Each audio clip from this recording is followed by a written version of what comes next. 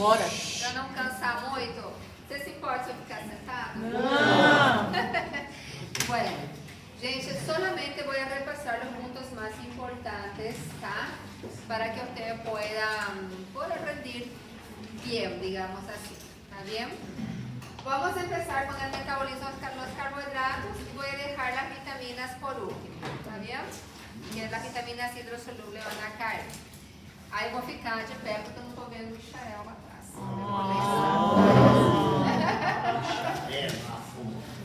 Vamos lá. No me gusta, quiero que me vean todos. Bueno, metabolismo de los carbohidratos. Recuerden que nosotros empezamos con la digestión de los carbohidratos. Tienen que saber cuáles son las etapas de la digestión, cuáles son las enzimas que participan y cuáles son los resultados de la acción de estas enzimas. Entonces, por ejemplo, acá tenemos que se inicia en la boca, luego estómago y intestino delgado. Si yo le digo, por ejemplo, cuál es la enzima que actúa en la primera etapa de la digestión de los carbohidratos, va a ser la amilasa salivar o también llamada pitialina. Si yo le pregunto cuáles son los productos resultantes de la acción de esta enzima, van a ser maltosa, maltotriosa y destrina límite. ¿Qué ocurre con esta pitialina cuando llega al estómago? Recuerden que ya va a ser inactivada porque es un pH diferente por acción del ácido clorhídrico. También les puedo preguntar cuál es la enzima que trabaja en la tercera etapa de la digestión de los carbohidratos, que ocurre en el intestino delgado, y esta enzima es la amilasa pancreática.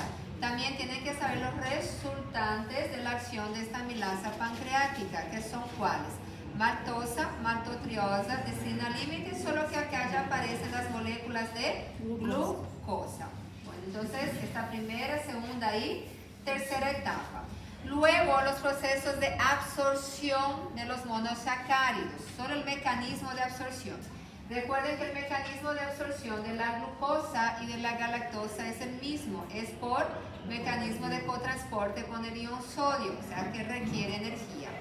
Ya el mecanismo de absorción de la fructosa es por difusión facilitada. Bueno, y luego ya a los GLUT. Sepan el concepto de GLUT.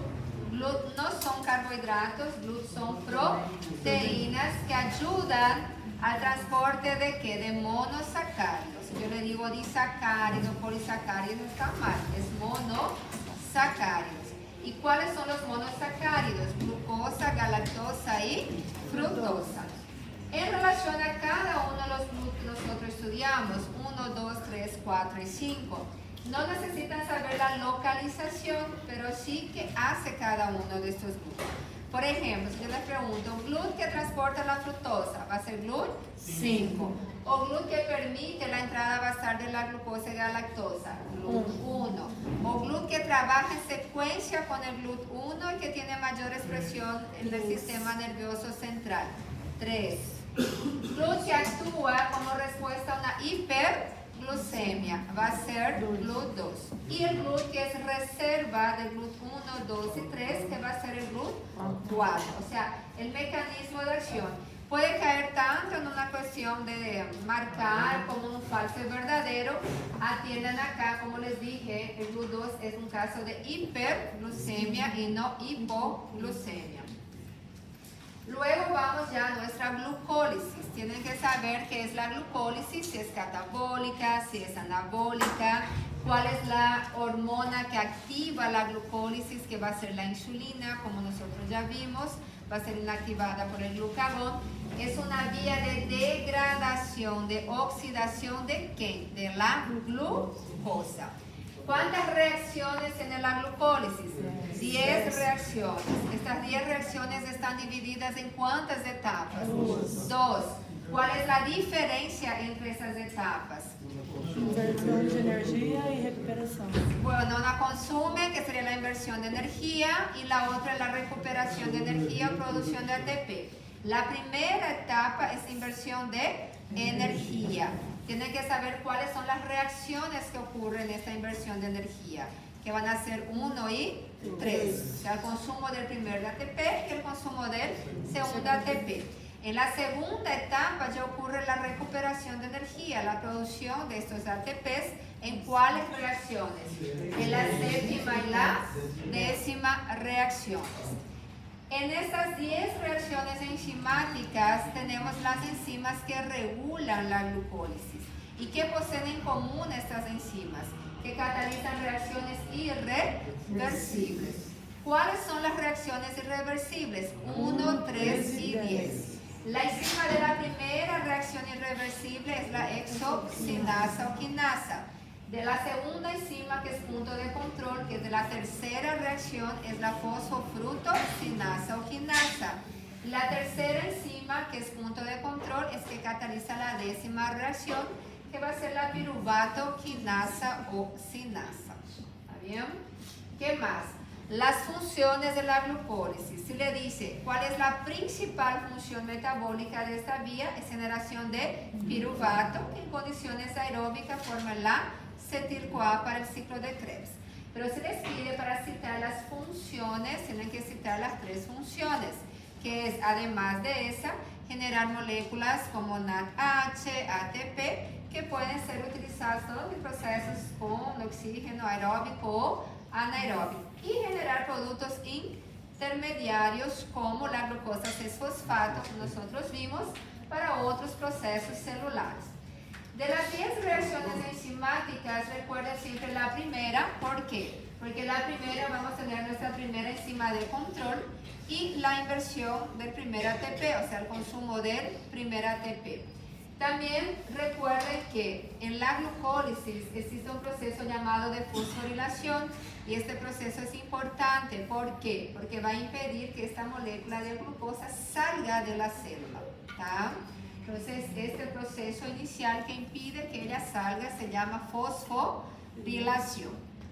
También en la primera etapa de la glucólisis es importante que recuerden que acá se forma nuestra glucosa 6-fosfato, que vamos a ver tanto en la glucogénesis como también en la vía de las pentosas. Ok, la tercera reacción es importante. ¿Por qué? Porque ocurre el consumo del segundo ATP y tenemos nuestra segunda enzima de control, que es la fosfofrutocinasa o quinasa. Luego ya vamos a pasar a la segunda etapa, en la séptima reacción. La séptima reacción, lo único que van a recordar es que ocurre la producción del primer ATP, solamente eso. Y en la décima reacción ocurre el consumo, o sea, la producción del segundo ATP, y tenemos también nuestra tercera enzima de control, que es la piruvato sinasa o quinasa. No está acá directamente, pero yo les escribí en la pizarra cuál es el saldo final de la glucólisis. 2 NADH, 2 ATPs y 2 piruvatos o ácido pirúvico. ¿Y para dónde va este piruvato? Bueno, su destino depende de ¿qué? ¿De la concentración de nitrógeno? No, nitrógeno no, de la concentración de oxígeno. Entonces, si tenemos un medio aeróbico, ¿qué pasará con este piruvato? Forma acetil-CoA para nuestro ciclo de Krebs.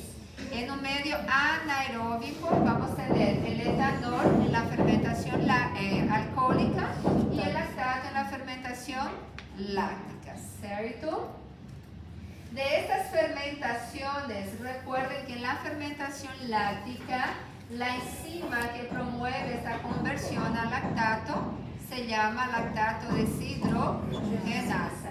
Y en la fermentación alcohólica tenemos 2 etapas, donde tenemos un compuesto intermediario. Si les pregunto quién es de este compuesto intermediario, va a ser el acetaldehído. ¿Y cuáles son las enzimas que participan? La piruvato descarboxilasa en la primera etapa y la alcohol deshidrogenasa en la segunda etapa.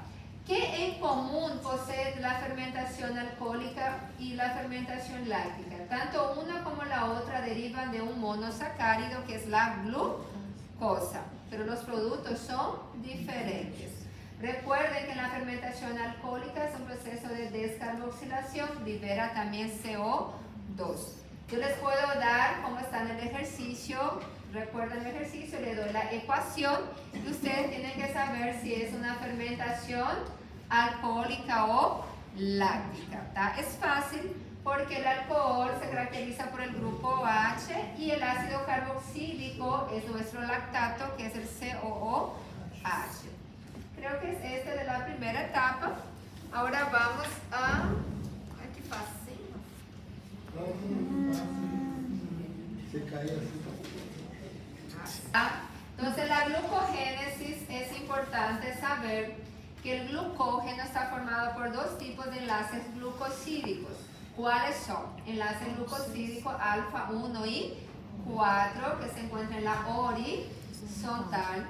Y para formar las ramificaciones son los enlaces glucosídicos alfa 1, 6. ¿Está? Esa es una diferencia que tenemos.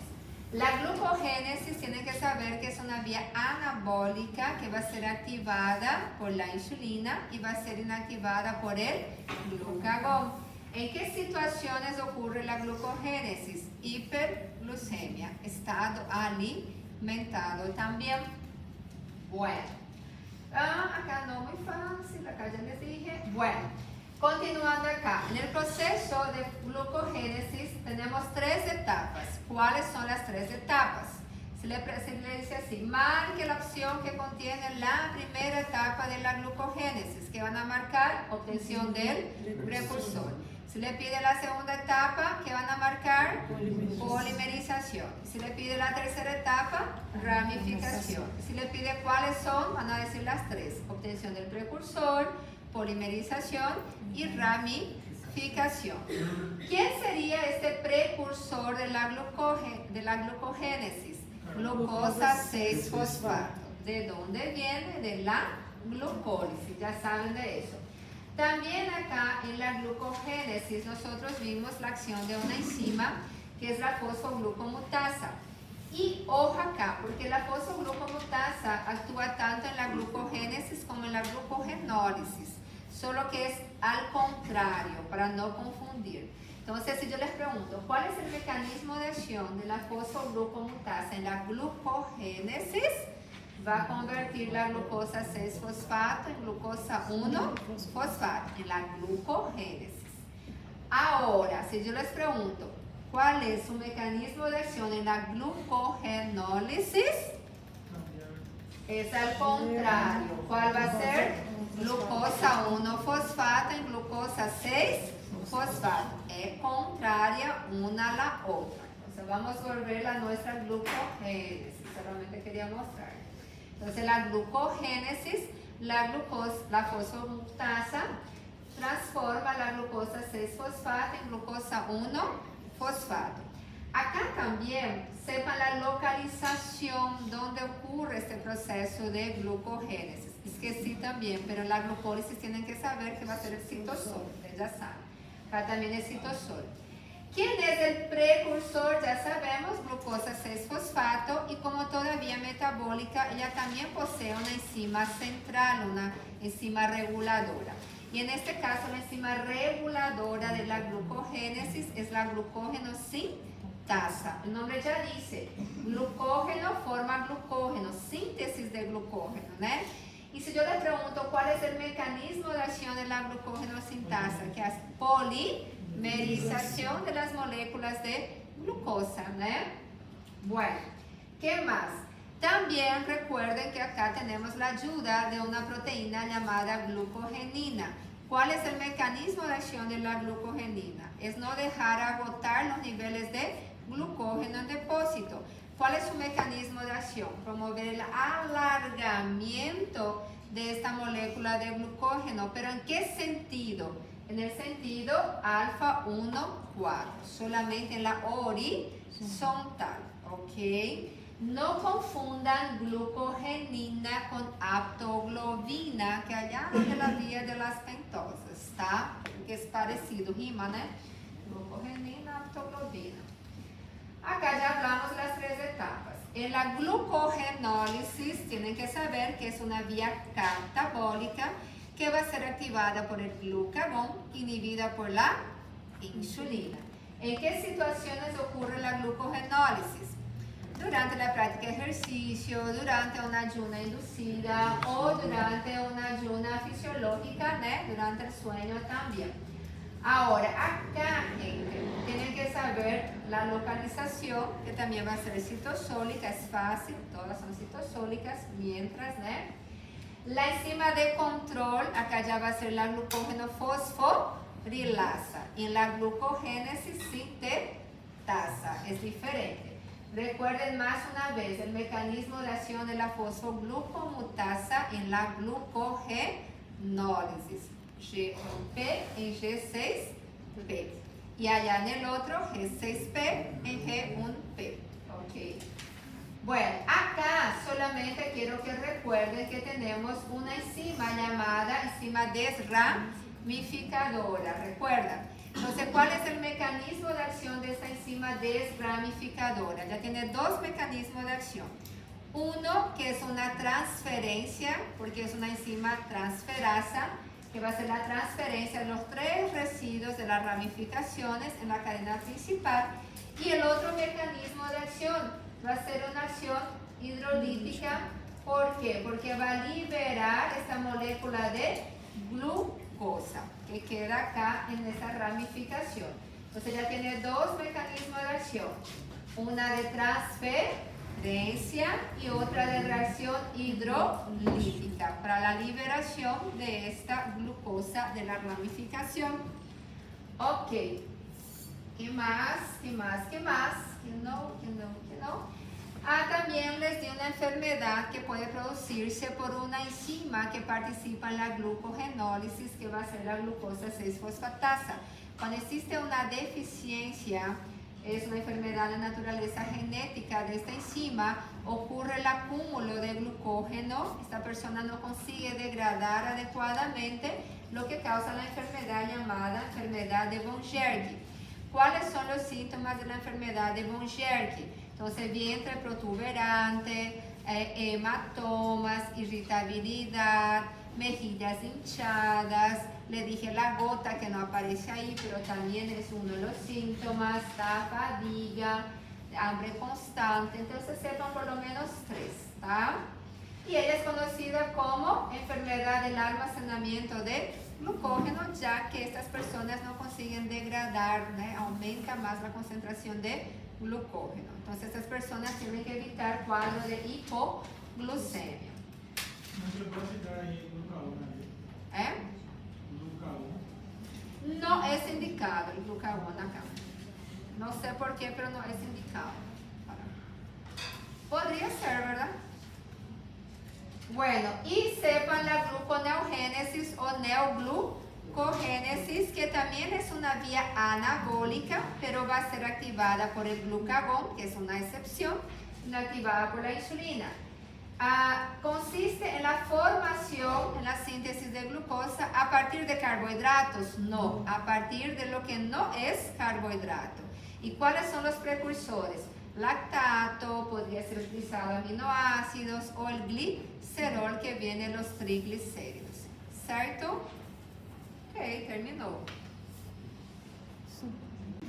Vía de las pentosas. La vía de las pentosas es una vía paralela a la glucólisis. Recuerden, ¿por qué? Porque ella utiliza la glucosa 6-fosfato que viene de ella.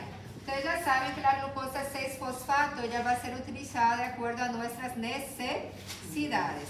Si nuestro cuerpo tiene necesidad de energía, de ser ATP, ¿en qué vía metabólica va a continuar la glucosa 6-fosfato? En la propia glucólisis, ¿ok?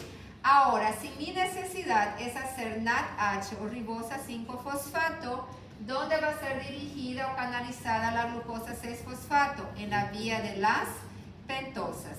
Y si mi necesidad es hacer glucógeno, ella va a ser canalizada en la glucogénesis.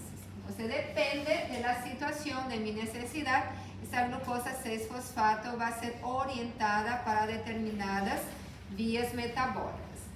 En la vía de las pentosas tienen que saber cuáles son los principales productos formados, que son el NADH y la ribosa, exactamente la ribosa 5-fosfato. Recuerden más una vez que es una vía que no utiliza, no consume y no produce ATP. Como es una vía paralela a la glucólisis, también ocurre en el citosol. ¿Qué más?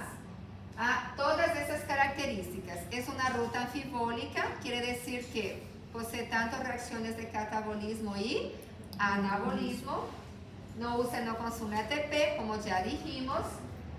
La enzima de control de esta vía es la glucosa 6-fosfato deshidrogenasa, que podemos poner G6PD, no hay ningún problema. Produce ribosa 5-fosfato en la fase no oxidativa, ocurre en el citosol y produce NADPH. Si les pongo NADH, acá está mal, es NADPH en la fase oxidativa. Bueno, recuerden las principales funciones de estas principales sustancias que se forman en la vía de las pentosas. NADPH, ¿qué es importante recordar?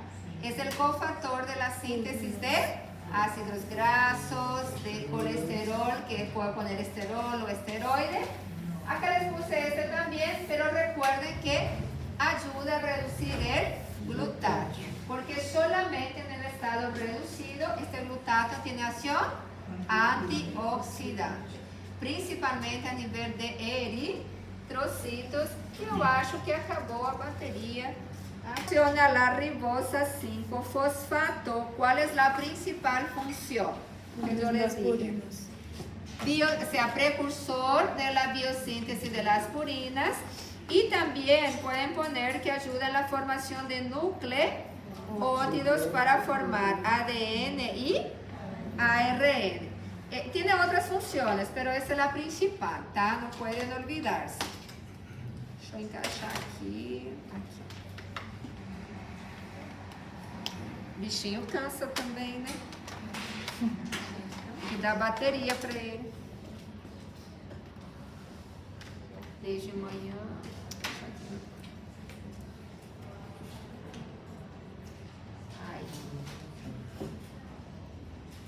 ¿Qué más en la vía de las pentosas? Ella tiene dos fases, ¿se acuerdan? Fase oxidativa y fase no oxidativa. ¿Cuál es irreversible? Oxidativa. Y la reversible es la no oxidativa. En la fase oxidativa es una fase corta, tiene solamente 3 reacciones enzimáticas. De la fase oxidativa tienen que recordar que en cuáles reacciones ocurre la formación de NADPH. ¿En cuál de ellas?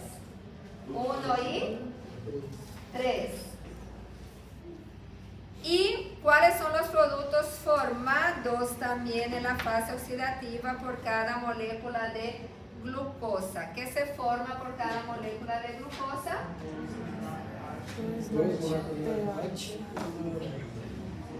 2 NADPH, una ribulosa 5-fosfato y se libera un CO2, ¿no? Ok. Entonces tiene 2 fases, acá ya hablamos. Vamos a volver acá. La fase oxidativa, que se forma por cada molécula de glucosa en la fase oxidativa, como ya vimos.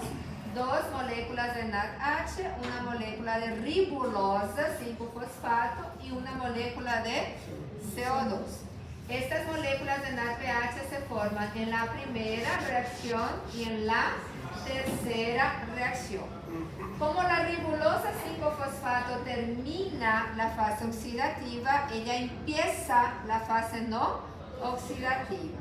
Y en la fase no oxidativa, como es una fase muy reversible, recuerden solamente que su precursor es la ribulosa 5-fosfato. El principal producto de la fase no oxidativa es la ribosa 5-fosfato. Pero para formar la ribosa 5-fosfato a partir de la ribulosa, ¿cuál es la enzima que nosotros utilizamos?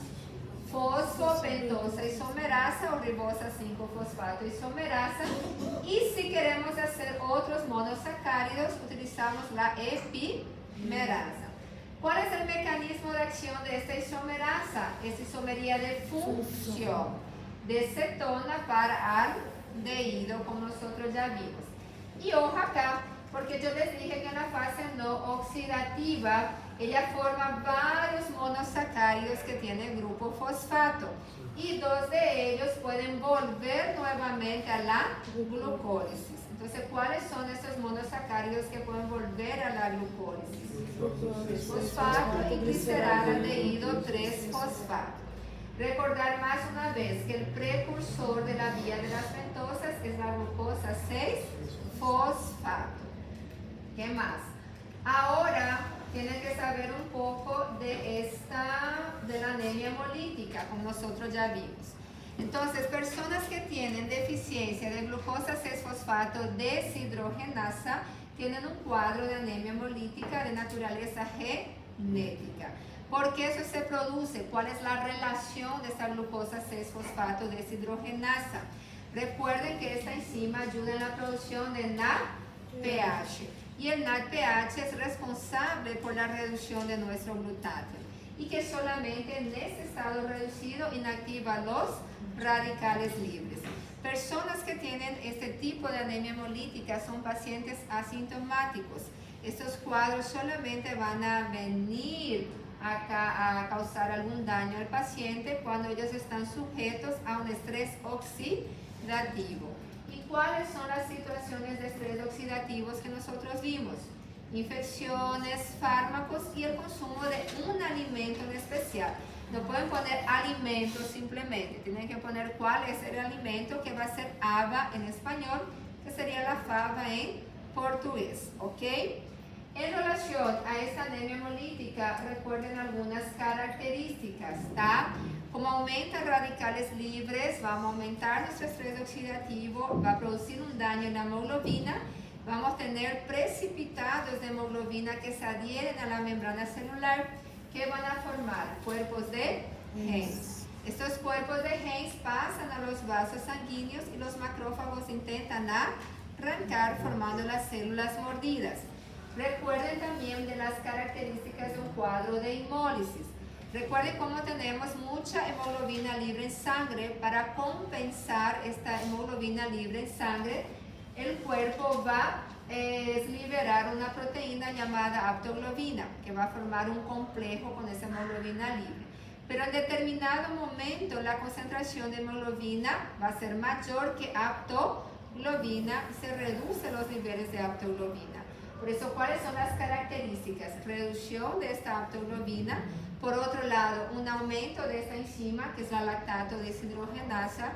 Como promueve un cuadro de hemólisis, vamos a tener bilirrubina indirecta acumulada, causando ictericia. Y esta hemoglobina libre puede pasar a la sangre y esta a la orina, causando la coluria. Son todas estas situaciones.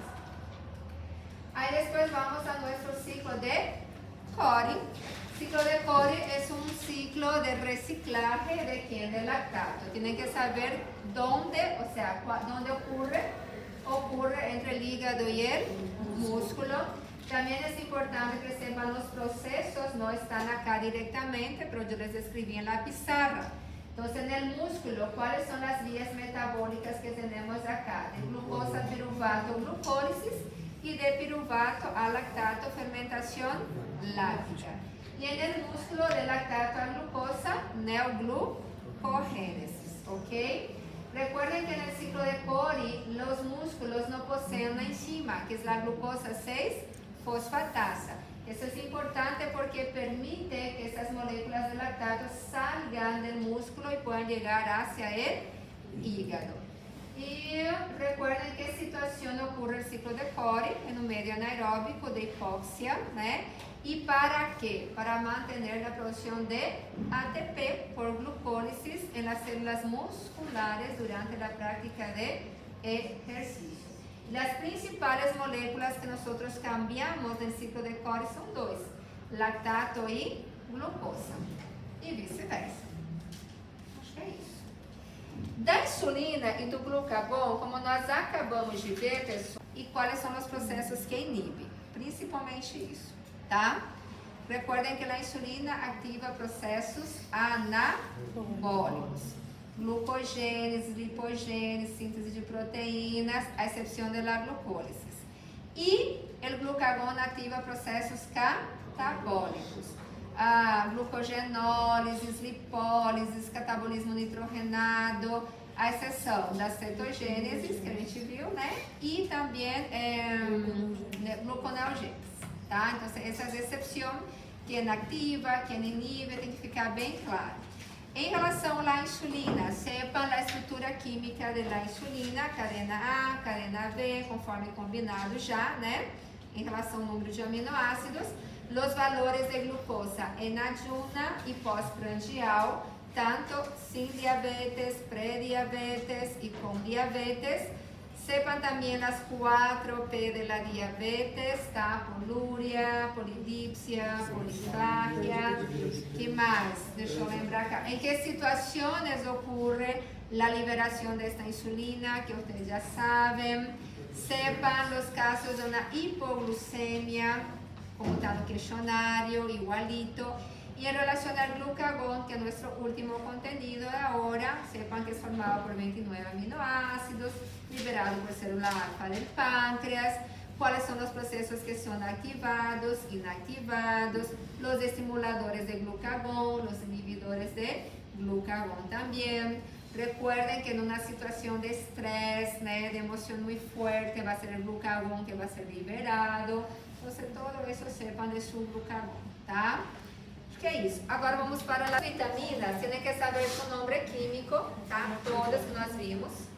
E se tem sua forma activa, em particular dos de ella, que é a tiamina, que a forma activa é tiamina pirofosfato, né?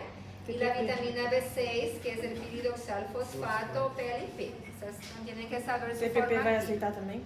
Ah? TPP vai aceitar. Aceito TPP, tá? Na tiamina pirofosfato e aceito também PLP, que é o piridoxal fosfato, porque é a sigla, tá?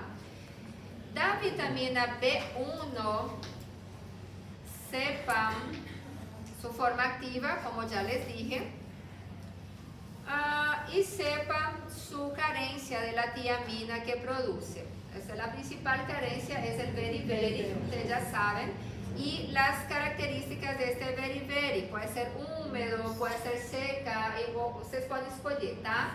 Por ejemplo, húmeda, tienen que saber frecuencia cardíaca elevada, dificultad respiratoria. En la seca, por ejemplo, dificultad para caminar, sensibilidad en los miembros inferiores, nistagmo, por lo menos unos 3 síntomas, ¿tá? De cada. Então, de um deles só, tá? Ou seco, infantil ou úmido. Ou seco, infantil ou úmido. Aí eu gostei. Solamente. E, tengo que ver más. E saber, por lo menos, 2 funciones fisiológicas de la vitamina B1. Certo? Vamos lá. Vitamina B2. Vitamina B2, ¿cuál es su nombre químico? Flavino. Flavino. Flavino. Flavino. Bueno, de la riboflavina.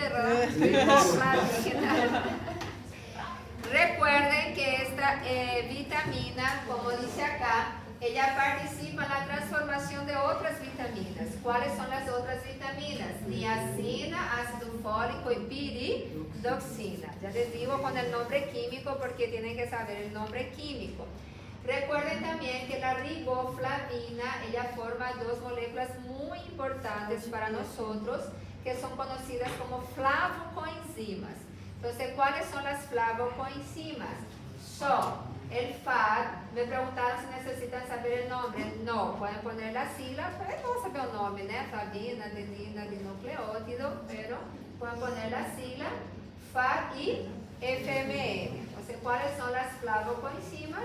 Son estas dos, FMN y el FAD. Sepan algunas funciones donde trabajan estas flavocoenzimas, ¿no? En conjunto con el citocromo P450, en procesos de desintoxicación del organismo, transferencia de electrones, reacciones de oxidorreducción, ¿tá bom? ¿Qué más? Deixa eu ver aquí. Aquí, carencia también de nuestra riboflavina. Ella no tiene una enfermedad propia, pero ¿qué caracteriza? Recuerden, la quelitis angular, ¿verdad? Que serían las comisuras, principalmente no canto das bocas, ¿né? La glossitis también es una característica, ¿né? Lengua color magenta, que sería un color más, no es nem naranjado, más forte, com framboesa, mais ou menos.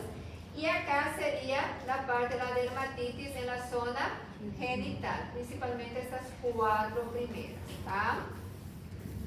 Deixa eu ver aqui mais, creo que es esto solamente, de la riboflavina. Eso. La vitamina B3, gente, ¿cuál es su nombre químico? Es niacina. La niacina sí tiene una forma activa que es ¿cuál? Nicotinamida, muy bien. Entonces, vamos lá. De la niacina, tienen que saber que su forma, si su estructura química activa va a ser la niacinamida o nicotinamida, también llamada.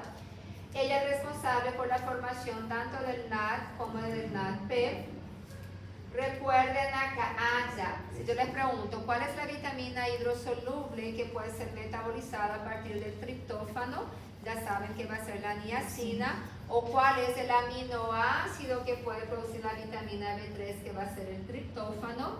Y si utilizamos esta vía, el triptófano, para formar niacina, recuerden que él tiene 3 vías, pero para formar la niacina es la vía de la quinorenina, se llama esta vía.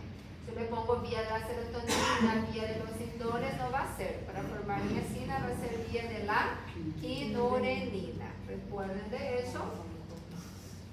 ¿Qué más? 2 funciones por lo menos de la vitamina B3. Y en la relación a su carencia no pueden olvidarse porque acá tenemos la pelagra. Y la pelagra se caracteriza por la enfermedad de las 3D. ¿Cuáles son las 3D? ¿Se acuerdan? Dermatitis, diarrea, demencia. Eso, diarrea, dermatitis y demencia. Entonces no pueden olvidarse las 3D de la pelagra causada por deficiencia de niacina. ¿Qué hizo só? Bueno, vamos a la vitamina ahora. B6. Piridoxina, piridoxal, piridoxamina. Cadê B6? Está aquí. La vitamina B6, su nombre químico es piridoxina, pero ella puede tener 3 grupos químicos, dependiendo, 3 formas químicas. La piridoxina, que es la que nosotros conocemos, ¿cuál diferencia, né? Se le pregunta, cuando el radical es un alcohol, ¿cómo va a ser el nombre? Piridoxina o piridoxol. Cuando el radical es un aldehído o el grupo carbonilo está en la extremidad, va a ser piridoxal. Y cuando el radical tiene el grupo amino, NH2, va a ser piridoxamina. Recuerden la forma activa, que es el piridoxal fosfato o PLP. La principal función metabólica de la vitamina B6 va a ser transferencia de grupo aminos. Que en el lugar de esto puedo poner transaminación, que yo les dije. ¿Tá? Esa es la principal función metabólica, transferencia del grupo aminos entre aminoácidos. Recuerden también por lo menos unas 2 funciones aparte de esta principal. Ayuda en la elaboración de serotonina, ayuda a la desintegración del glucógeno también, ¿tá? En la síntesis de hemoglobina. Y acá, pessoal, no se olviden, yo no coloqué aquí, coloqué. La vitamina B6 en conjunto con la vitamina B12 y la vitamina B9 ayudan a regular los niveles de homocisteína y con eso prevenir enfermedades cardiovasculares, ¿cierto? Entonces, tanto para la B6 como para la B12 y la B9. Bueno, y deficiência, eu estava esquecendo, né? Não há uma patologia própria, mas aqui, gente, recuerden de la anemia sideroblástica, pueden poner que era la anemia sideroblástica, cuando hay un aumento de hierro en sangre, ¿tá? Neuropatía periférica, dermatitis y glossitis, ¿tá? En relación a su deficiencia. Vamos para la vitamina B9.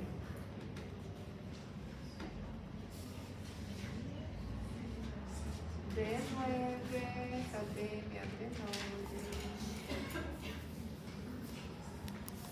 Aqui. De la B9 es conocida como ácido fólico, ustedes ya saben. Acá si les pregunto, ¿de quién el derivado activo de la vitamina B9 proviene de cuál molécula? Ácido tetrahidrofólico. No necesitan poner 5, 6, 7, 8.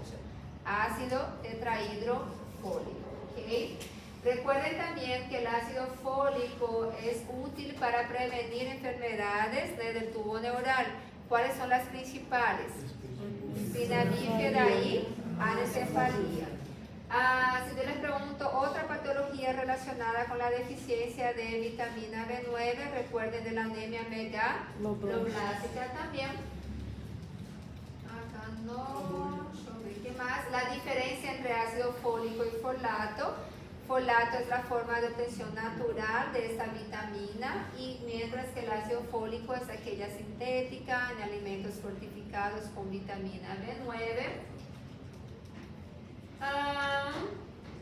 La deficiencia, como ya vimos, anemia megaloblástica, irritabilidad, olvidos, que dice ahí encanecimiento del pelo, nosotros vimos anemia megaloblástica también, y los efectos del tubo neural, ¿sí? Espina bífida y anencefalia, como ya les dije. Creo que es eso. Acá la anemia megaloblástica, no se olviden. ¿Qué hizo? La vitamina B9. Y la vitamina B12, recuerden que la única vitamina hidrosoluble que nuestro organismo consigue almacenar por un periodo de tiempo mayor, ¿cuál es? La vitamina B12. ¿Cómo se llama el metal que se encuentra al centro de la vitamina B12? Cobalto, por eso su nombre es cobalamina. Entonces ella se caracteriza por tener un metal al centro, y ese metal es el cobalto. Recuerden tres funciones de la vitamina B12 también, pueden elegir. Y aquí, gente, en este proceso de metabolismo, de una olhadinha en cada una de las proteínas que participan en este proceso.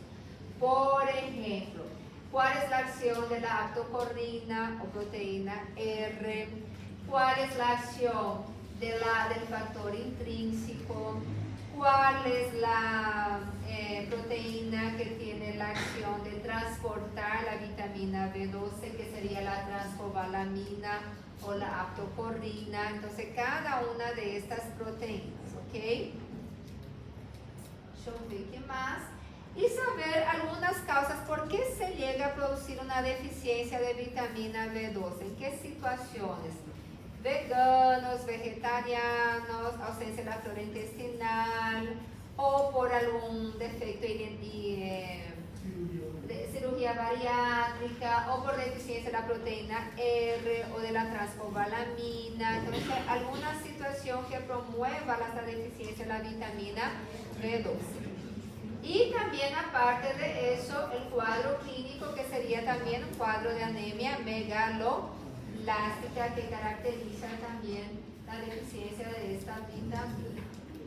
Y recuerden que es la única que va a ser aportada básicamente por alimentos de origen animal. Y para terminar, no me abraçou, dê uma olhadinha nisso, tá? Aqui. Y para terminar, nuestra vitamina C. Tem uma ainda, né? Vitamina C. La vitamina C, su nombre químico es ácido ascórbico, no confundan con ácido fólico, ok. Recuerden que es una vitamina muy termolábil. ¿Qué significa termolábil? Que no soporta grandes variaciones de temperatura. Tiene que ser inmediatamente consumida después de su preparo. En relación, sepan las dos formas que puede asumir, ácido ascórbico y ácido dehidroascórbico, siendo que la forma reducida es el ácido ascórbico, que tiene mayor poder vitamínico, la que nosotros debemos utilizar.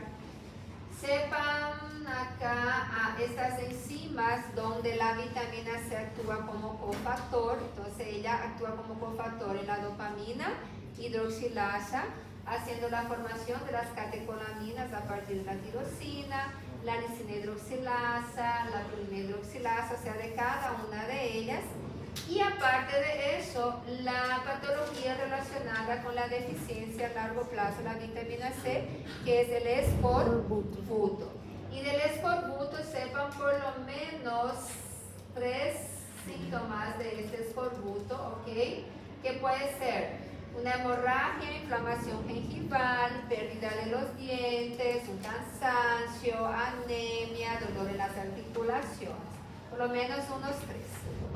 ¿Certo? Ok, acabó. Ahora, ¿qué pasa si nosotros observamos que en circulación periférica los niveles de glucagón todavía se encuentran aumentados? Algo está pasando y algo está mal. Esto podría suceder, por ejemplo, en un cuadro de insuficiencia renal como está acá.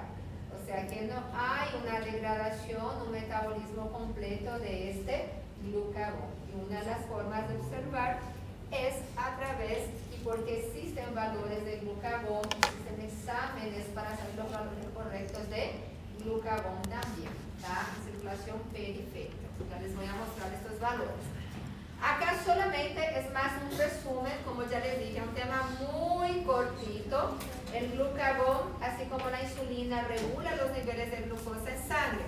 O sea, cuando aumenta los niveles de glucosa en sangre, se produce inhibición de glucagón, porque aumenta y activación de la insulina, ¿no? Y mientras, cuando la glucemia reduce, tenemos baja glucosa en sangre, ¿qué va a ocurrir? Aumenta los niveles de glucagón y reduce los niveles de insulina. Más una vez recordando, a nivel de carbohidratos, que estimulan glucogenólisis y gluconeogénesis. A nivel de lípido, estimula la lipasa, que promueve la lipólisis. A nivel de proteína, catabolismo nitrogenado, con la obtención de aminoácidos.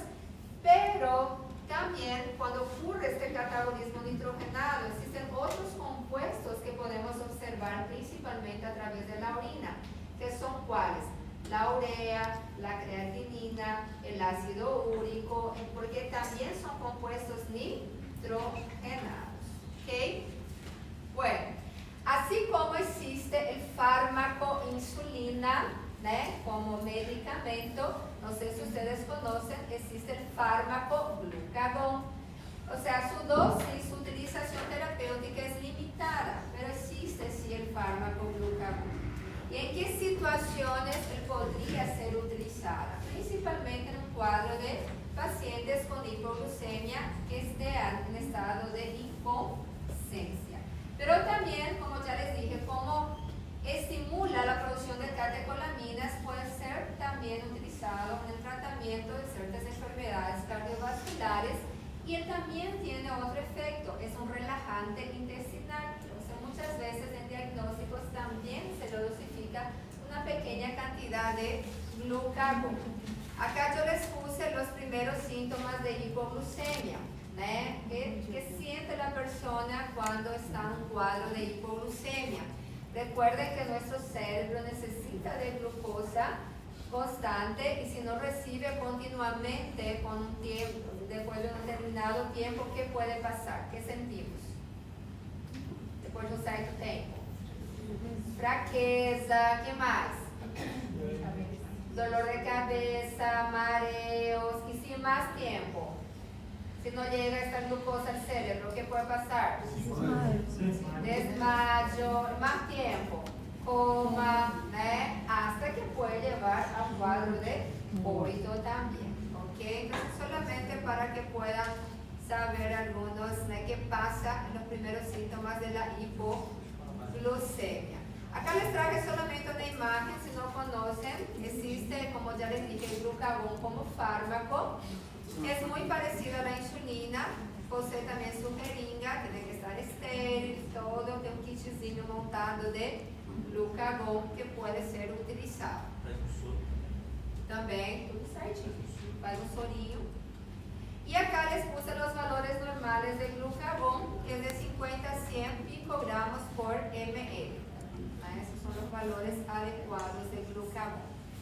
Ya sabemos que el glucagón va a ser liberado cuando el cuerpo necesita de energía, necesita de azúcar, entonces provoca que la formación de glucosa, ya sea por glucogénesis, ya sea por gluconeogénesis también. Y acá les puse los otros efectos del glucagón. La principal función realmente es controlar estos niveles de glucosa cuando están bajos en sangre, pero además de eso, como ya les dije, tiene otros efectos. Uno de los efectos es que él inhibe la secreción del ácido clorhídrico, pero también aumenta nuestro flujo sanguíneo en los tejidos, estimula la acción de la lipasa en las células adiposas y con eso promueve la degradación de triglicéridos del hígado y estimula la contracción del corazón. ¿Ok? Entonces son otros efectos de nuestro glucagón. Y para casi terminar, recuerden, cuanto más glucosa, menos glucagón, más insulina. Cuanto menos glucosa, más glucagón, menos insulina. Va a ser activada durante la práctica de ejercicio. Y recuerden que él va a ser activado cuando necesitamos de energía. ¿No? Si por ejemplo Edson sale a la calle, vamos a dar un ejemplo, y viene vamos dizer que cachorro querendo morder ele, o que ele vai fazer? Vai sair correndo. Então você vai ser liberado glucagón ou insulina aí? Glucagón. Né? Ou, por exemplo, vamos ver quem eu vou achar. Quem que é apaixonado? O Eduardo, né? Com a Lisa aí. O Eduardo faz tempo não vê a Lisa, aí de repente ele vê a Lisa, o que ele vai sentir ali? Aí o coração começa a aumentar e tudo mais, né? Quem vai ser liberado? O glucagón também, tá? Ué, depende, depois de um certo tempo, não sei, o glucagón estimula ¿qué? La liberación de glucosa. Cuando hablamos de carbohidratos, del glucógeno que se encuentra a nivel hepático en glucosa que va a ser liberada a la sangre. Ella estimula también la gluconeogénesis, como hablamos, ¿tá? Y recuerden más una vez que la falta de glucosa daña nuestro cerebro. Entonces sí necesitamos un aporte diario de glucosa. Deixa eu ver nosso tempo.